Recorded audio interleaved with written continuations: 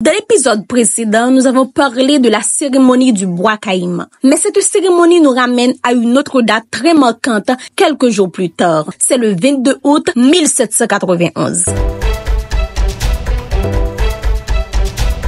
Environ 8 jours après la cérémonie du bois caïman, soit dans la nuit du 22 au 23 août 1791, un événement majeur s'était produit dans la colonie de Saint-Domingue, la première grande révolte des esclaves. Ce soulèvement aura de grandes conséquences sur la colonie française de Saint-Domingue. Avant le soulèvement des esclaves, il existait une tension entre les colons français et les libres de couleur. Les libres de couleur sont les personnes noires ou métisses libres. On les appelle aussi les affranchis. Cependant, ce groupe ne jouit pas des mêmes privilèges que les colons blancs malgré leur liberté.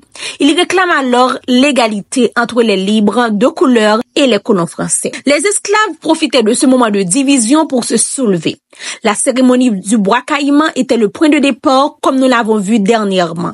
Et cette cérémonie conduit à une insurrection de la nuit du 22 au 23 août 1791. Des milliers d'esclaves noirs se révoltent. Quelques affranchis les accompagnent. Ils brûlent des plantations, des sucreries, ils tuent de nombreux colons blancs. Face à cette anarchie, Paris envoie vainement des commissaires reprendre le contrôle de la situation. Afin de rétablir l'équilibre et mettre fin au massacre, le commissaire léger Félicité Sonthonax proclame sous sa propre autorité l'abolition de l'esclavage sur l'île le 29 août 1793. Pour la première fois dans l'histoire du monde, une révolte servile a réussi à imposer l'abolition. Et rien ne viendra remettre en cause la liberté générale que les esclaves révoltés ont arrachée par eux-mêmes à Saint-Domingue.